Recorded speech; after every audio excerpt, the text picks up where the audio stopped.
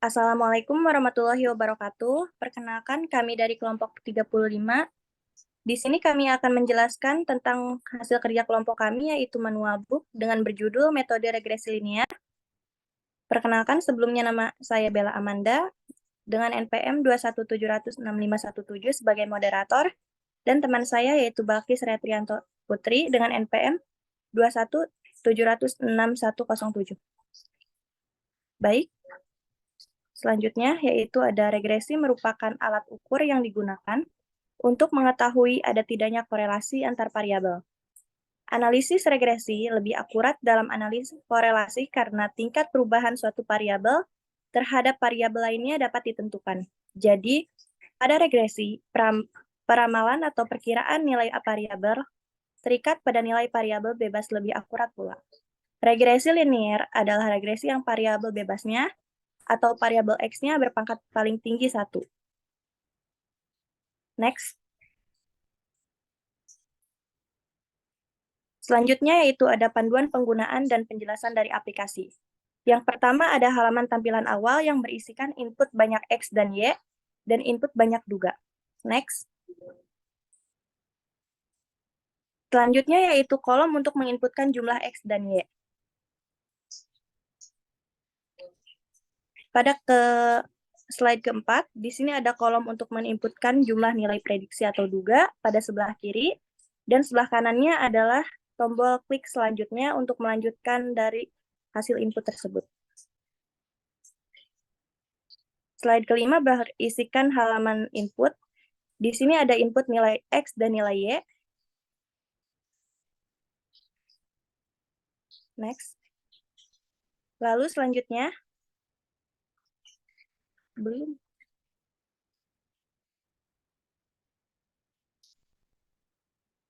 Selanjutnya, kolom untuk nilai input nilai X dengan nilainya berupa isi X1, X2, dan seterusnya.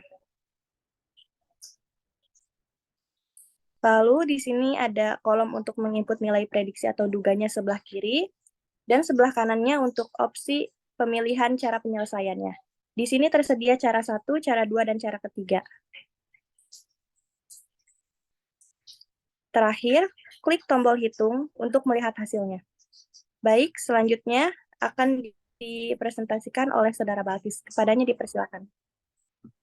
Baik, terima kasih kepada moderator. Di sini saya akan menjelaskan percobaan perhitungan menggunakan aplikasi dengan contoh soal dari materi yang diberikan oleh dosen pengampu pada mata kuliah ini. Di sini, pada contoh soal ini, saya akan inputkan ke dalam aplikasi. Dan di sini, yang pertama, input banyak X dan Y sesuai dengan soal, yaitu 8. Dan input banyak duganya, yaitu 1. Kemudian, bisa klik tombol selanjutnya, dan akan ditampilkan halaman input berikut. Di sini kita bisa menginputkan nilai X dan Y-nya sesuai dengan soal. Lalu kita inputkan nilai duganya yaitu 2. Dan di sini saya akan menggunakan cara ke-1. Selanjutnya, klik tombol hitung untuk menampilkan hasil perhitungannya.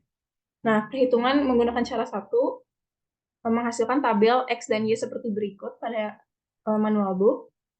Dan ada penyelesaian, nilai A, nilai B, persamaan regresi linear Y, dan nilai duganya. Kemudian ada juga koefisien determinasi R2-nya. Dan berikut merupakan referensi yang kami ambil untuk dalam pembuatan aplikasi berikut.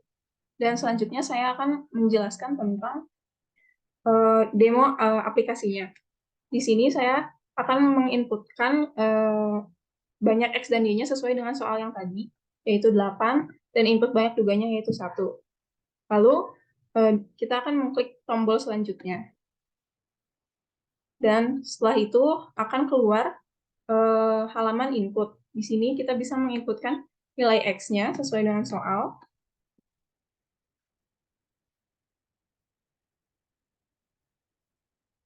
Dan nilai Y-nya.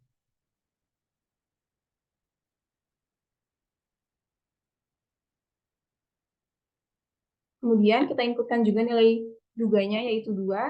Dan di sini saya akan menunjukkan cara keduanya. Lalu klik hitung untuk menampilkan hasil perhitungannya. Nah, hasil perhitungannya dengan menggunakan cara 2 seperti berikut. Di sini ada tabel X dan Y-nya. Ini merupakan X, Y, X kuadrat, Y kuadrat, dan X kali Y. Yang paling bawah merupakan hasil dari data yang di atasnya. Kemudian, ini ada penyelesaiannya menggunakan rumus cara kedua. Dan kemudian ada nilai A-nya yaitu 3,25 dan nilai B-nya yaitu 1,25. Kemudian ada persamaan regresi linear Y-nya yaitu 3,25 ditambah 1,25X.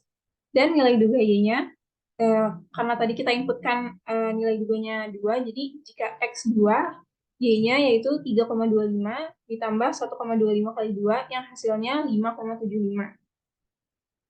Berikutnya ada koefisien determinasi R2.